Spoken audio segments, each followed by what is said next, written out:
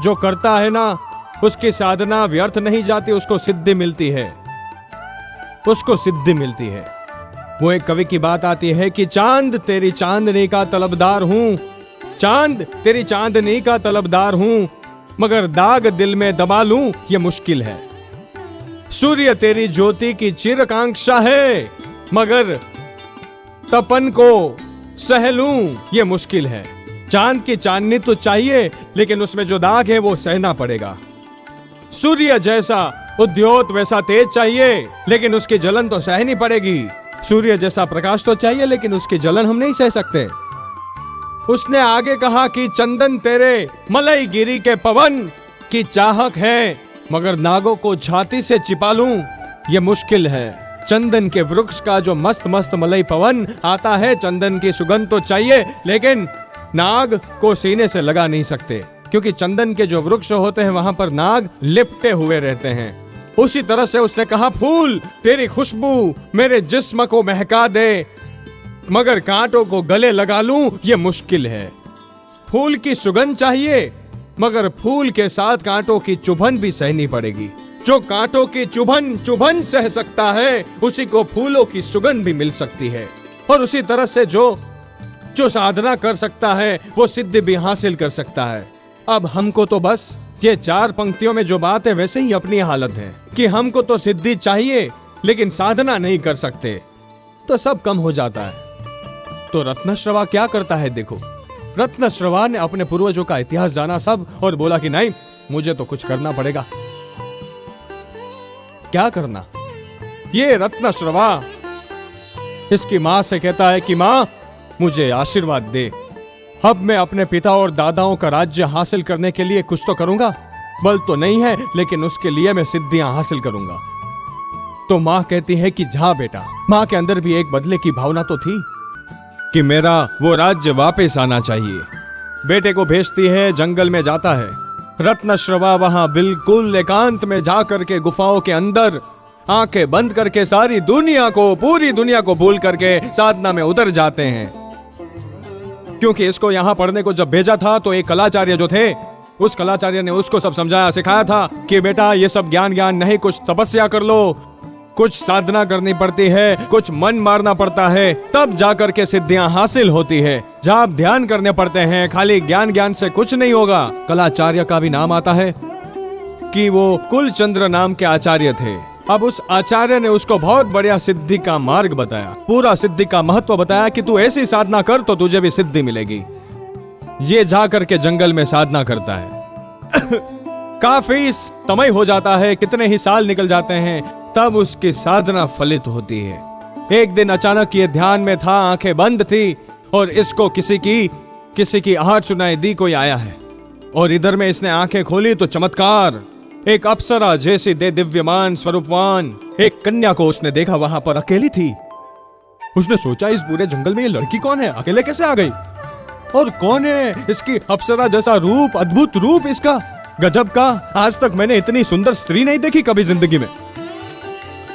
राजाओं की राजकुमारियां तो बहुत देखी, रानियां भी बहुत है, लेकिन ये अद्भुत रूप वाली। सोचता है, कहीं यही तो सिद्धि नहीं मिली मुझे। मन में एकदम से होता है कि ये कौन है, कहां से आई है, क्यों आई है।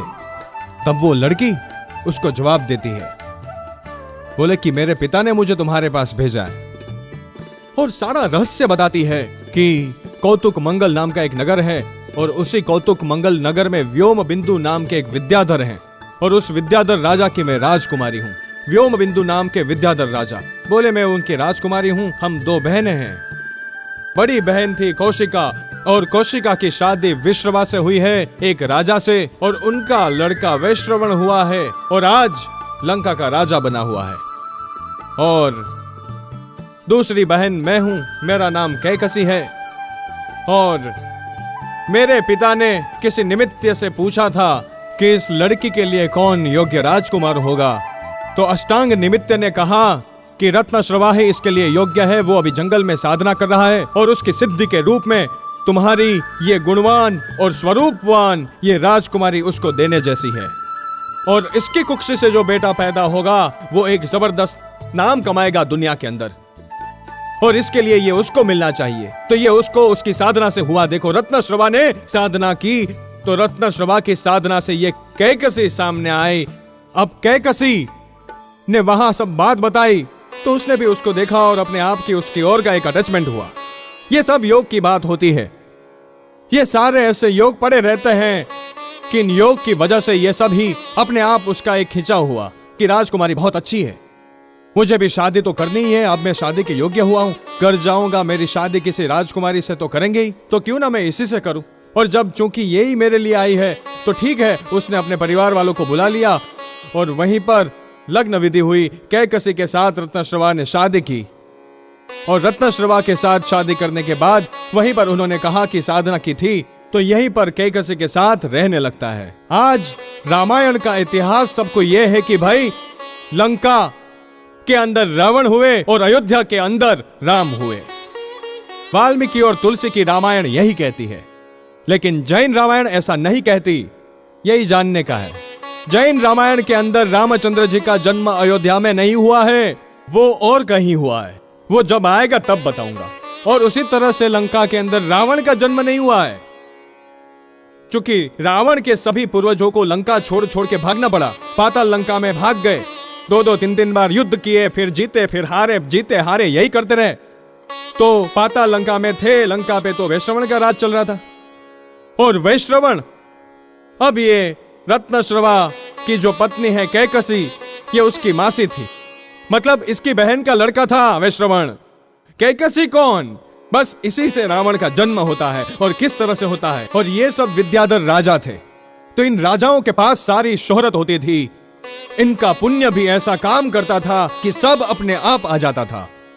जैसे बड़े बड़े नेता हैं तो इनके साथ तो सब, इनकी सेना अपने आप बुलाना नहीं पड़ता, सब चमचे हाजिर। यहां क्या थी कि उनका पुण्य काम करता होगा। जितने बड़े नेता उतने ज्यादा उनके चमचों का जमेला उनके साथ रहता है। प्रधानमंत्री होंगे तो उनके साथ उस हिसाब से होगा, मुख्यमंत्री होंगे तो उस हिसाब से उनके साथ होंगे, अन्य मिनिस्टर होगा, मंत्री होगा या फिर सांसद या विधायक, तो उस हिसाब से रहेंगे ही रहेंगे। तो ये सब इनके साथ चलते हैं, तो उनका पुण्य इनको खींचता है, लोग अपने आप हो जाते हैं।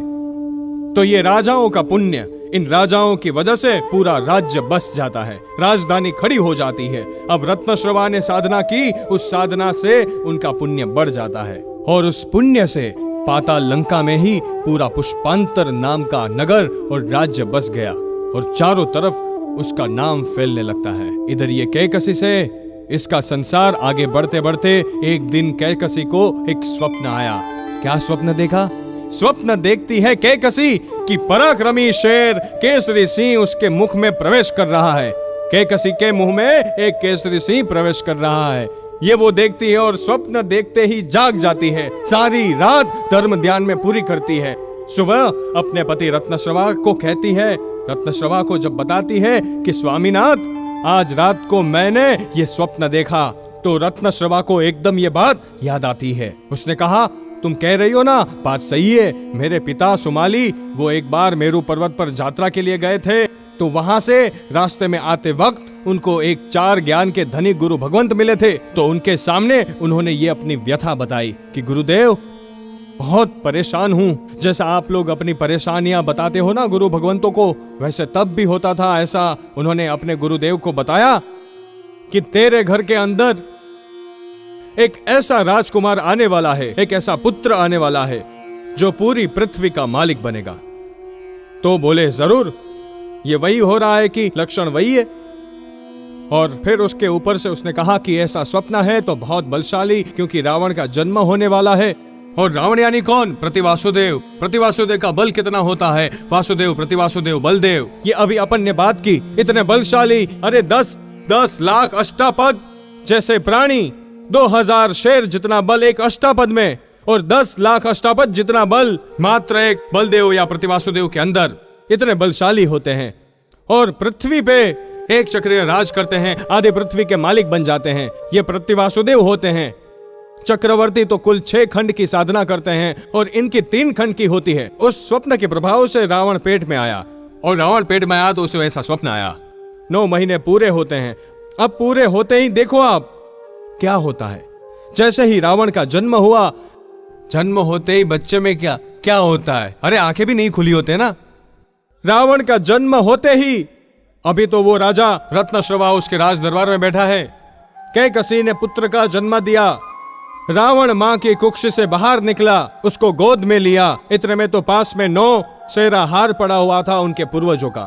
ठेठ मेघवाहन राजा से ये जो परंपरा चल रही थी लंका की, जहां अपन ने बात की थी इसकी अजितनाथ भगवान के समय में, जहां से राक्षसेंद्र शुरू हुआ, उनको राक्षसेंद्र ने, राक्षसों का जो इंद्र होता है, मेघवाहन राजा को खुश होकर के वो 9 सेरा हार उसे दिया था। 9 सेरा हार मतलब 9 ऐसे हीरे लगे हुए थे उसमें, और एक बड़ा हार बना हुआ था, और वो हार देवाधिष्ठित था। उसे कितना भी बलवान व्यक्ति भी उठा नहीं सकता था, वो वहीं पड़ा हुआ था, और वहीं पर उसका जन्म हुआ। जन्म होते ही रावण ने वो हार ऐसे ही उंगलियों से उठा लिया, ऐसे ही हाथ इधर से इधर किया, उठा लिया, और उठा के उसने अपने गले में पहन लिया। गले में पहन लिया। बहुत रोचक बात है ये। आज ये सब 10 मुखी रावण दुनिया में कहते हैं ना। जैन रामायण नहीं कहती कि रावण के 10 मुख थे, लेकिन उसका नाम 10 मुख था, उसका नाम दशानन था। और वो नाम क्यों पड़ा, रावण तो बाद में हुआ, रावण नाम क्यों पड़ा ये भी मैं आपको बाद में बताऊंगा। अभी उसका नाम रावण नहीं पड़ता है। कैकसी ने पुत्र को जन्म दिया, और उस वक्त जन्मते ही उस पुत्र ने वो हार उठा लिया लीला मात्र में, कि जो हार किसी से उठता भी नहीं था।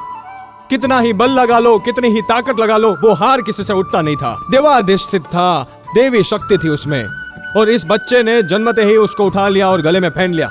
अब गले में पहन लिया, ये चमत्कार हुआ तो कैकसी देख करके ही दंग रह गई कि अरे क्या है ये, कोई देवमाया तो नहीं है ना ये सब। इतने में ये समाचार उधर पहुंचे रत्नश्रवा तक। रत्नश्रवा आया दौड़ता हुआ देखने को। अब हार ऐसा पहना हुआ था कि 9 हीरे थे उसमें, और एक वो खुद उसका चेहरा, और उस चेहरे का प्रतिबिंब, उसमें जो रिफ्लेक्शन हुआ तो उसमें उसका प्रतिबिंब पड़ रहा था। 9 हीरे में उसका चेहरा दिख रहा था, और 10 मुख दिख रहे थे उसमें। उस जन्मते ही बच्चे के 10 मुख दिखते हैं। 9 तो उस हीरे के अंदर एक एक चेहरा दिख रहा है, और एक उसका ओरिजिनल जो है वो, तो 10 मुख दिखे। और उसके ऊपर से रत्नश्रवा ने उस बच्चे का नाम 10 मुख दशानन रखा। नहीं, 10 मुख रखा। रावण तो बहुत बाद में, लेकिन 10 मुख, और मुख वो एक दूसरा पर्यायवाचक शब्द है, आनंद होता है उसका। तो 10 मुख उसका नाम रखा, और फिर 10 मुख से आगे चलकर उसका नाम दशानन हो गया। तो 10 मुख और दशानन एक जैसे नाम है, नाम वही चला उसका फिर दशानन। अब ये दशानन का नाम इस तरह से पड़ता है। यही दशानन से बाद में रावण बनता है। तो रावण का नाम कैसे पड़ता है, अपने यहाँ तो नाम चाहे जैसे रख देते हैं। भले कोई लड़की जन्मे, वो हो तो श्यामा, फिर नाम श्वेता रख देंगे। कोई मिलेंगे धनसुख नाम के, मगर बिल्कुल गरीब कंगाल, धन का सुख तो जरा भी नहीं, मगर नाम धनसुख। और ऐसे ही तनसुख वाला भी मिलेगा, जो बेचारे जन्म से ही कई रोगों से घिरे होते हैं, लेकिन फिर भी तनसुख। मगर ऐसा नहीं, पूर्व में तो नाम भी किसी ना किसी लक्षण या गुणों से रखा जाता था। 10 मुख दिखे, इसीलिए रावण का नाम दशानन रखा। भगवान महावीर स्वामी जी का वर्धमान क्यों? क्योंकि उनकी वृद्धि हो रही थी उस वक्त उनकी। हम हर साल सुनते हैं ना, तो धन, धान्य, राज्य, सुख सभी से निरंतर वृद्धि हो रही थी, इसीलिए सिद्धार्थ महाराजा ने वर्धमान नाम रखा। महावीर क्यों रखा? तो कि वो इसमें अजय योद्धा थे। बाल अवस्था में भी देवलोक के देव को उन्होंने हरा दिया था। वो राक्षस ने अपने कंधे पर बिठा के विकराल रूप बनाया, एक मुट्ठी मारी कि वो भी, और छोटे बचपन में भी कोई देव उनको डराने के लिए अजगर का रूप बनाकर आया तो उसको भी फेंक दिया एक तरफ। तो इतने बलवान थे वो, इसलिए उनका नाम महावीर रखा गया। ऐसे ही नाम नहीं रखे जाते थे, ऐसे ही नाम रखे नहीं जाते थे। आजकल तो राशि तो ठीक है, राशि तो होती नहीं है, अपने को जो ठीक लगे वो नाम रख दिया। क्रिश्चियनिटी आ गई अपने में, और क्रिश्चियनों के नाम पहले से सब तय कर देते हैं कि लड़का होगा तो ये रखेंगे, लड़की होगी तो ये रखेंगे। नाम के कोई मीनिंग ही नहीं होते हैं, मीनिंगलेस नाम होते हैं, मीनिंगलेस, कोई अर्थ नहीं होता है, और जैसे तैसे नाम रख लेंगे। लेकिन पहले ऐसा नहीं होता था, तो इनके सबके हैं, ऐसा नहीं होता था। तो 10 मुख नाम इसलिए रखा कि 10 चेहरे उसके प्रतिबिंब गिर रहे थे। और इसके बाद अब धीरे धीरे रावण बड़ा होता है। लेकिन इसके बाद क्या होता है, फिर एक दिन फिर कैकसी ने रावण के जन्म के बाद फिर सूर्य का स्वप्न दर्शन किया। सूर्य को इसके मुंह में प्रवेश करते देखा और उसके बाद फिर एक बेटे का जन्म हुआ। तो सूर्य यानी कि भानु, सूर्य के कई शब्द हैं, दिनकर, दीनानाथ, रवि, भानु, ये सब सूर्य के पर्यायवाचक शब्द हैं। तो इन्होंने इनके ऊपर से भानुकर्ण नाम रखा और वो भानुकर्ण ही बाद में कुंभकर्ण हुआ। भानुकर्ण फिर कुंभकर्ण नाम हुआ। बस कुंभकर्ण, रावण के बाद कुंभकर्ण हुआ। कुंभकर्ण के बाद फिर एक लड़की का जन्म होता है। वो लड़की इतनी सुंदर थी, उसके नाखून चंद्र की क्रांति जैसे और सुपड़े के गोल आकार जैसे, इसलिए उसका नाम चंद्रनखा रखा था। लेकिन फिर सुपड़े के आकार थे, इसके लिए उसका शूर्पणखा हो गया। शूर्पणखा मतलब ये खा, कोई मुसलमान मत समझना। नखा, शूर्पणखा मतलब शूर्पणखा, नखा से वो नखा हो जाता है। आज सुबह ही बताया कि प्राकृत में न का न भी होता है, संस्कृत में प्राकृत में आगे र आ गया तो सुर्प और उसके बाद नखा है तो नखा हो जाता है। तो शूर्पणखा नाम चला। लेकिन शूर्पणखा नाम क्यों? तो कि सुपड़े जैसे गोल आकार के और चंद्र जैसे एकदम शुभ्र श्वेत, तो इसलिए चंद्रनखा रखा और चंद्रनखा के बाद में वो शूर्पणखा हो गया। तो वो शूर्पणखा ये रावण की बहन फिर वापस एक दिन चंद्र का स्वप्न देखते हैं। कैकसी चंद्र का स्वप्न देखा, फिर उसने, देखो ये जैन रामायण है, फिर एक दिन स्वप्न के अंदर उसने चंद्रमा का प्रवेश करते देखा। उसके बाद फिर एक बेटे का जन्म हुआ तो उसका नाम विभीषण रखा। ये कैकसी और रत्नश्रवा की संतानें रावण के माता पिता, कैकसी और उसके पिता रत्नश्रवा। रत्नश्रवा ने जो साधना की थी, उस साधना का परिणाम यह सिद्धि मिली कि उसके अंदर तो ऐसा कुछ नहीं था, इतना पुण्य उसका नहीं था, लेकिन उसके घर ऐसी संतानें आ जाए, ऐसी पत्नी उसको मिली कैकसी, और उस कैकसी से ऐसे पुत्र। अब यह प्रसंग उसने वहां देखा, तब उसने बताया कि सुमाली जब माल्या और मेरू पर्वत की यात्रा करके आ रहा था, तब उसको रास्ते के अंदर एक गुरु भगवंत ने बताया था। ज्ञानी पुरुष 4 ज्ञान के धनी थे और उन्होंने ये बताया था कि तुम्हारे घर के अंदर ऐसा पुत्र आएगा कि जो पुत्र पूरा तुम्हारा जो नौसेरा हार है, पूरे तुम्हारे बाप दादाओं के समय का, जिसको कोई नहीं उठा सकता, जन्मत ही जो उठा ले, अर्ध चक्री मतलब चक्रवर्ती का आधा। वासुदेव प्रति वासुदेव ये अर्ध चक्री कहलाते हैं, क्योंकि उसके पास इतना बल होता है, और वही तुम्हारे बाप दादाओं का राज्य वापस हासिल करेगा, तुम्हारी ये लंका को। तो लंका के बारे में कुछ अलग ही है कि लंका को हम कैसे हासिल करेंगे, तो कि वो लेगा। अब क्या होता है, तो आते ही ये रत्नश्रवा को पता चला कि अरे रे इसने उठा लिया, तो उनको वो बात याद आ गई कि पिता ने एक बार कहा था, बस अब उसको बहुत खुशी होती है। किसको खुशी नहीं होगी ऐसा बेटा मिला तो।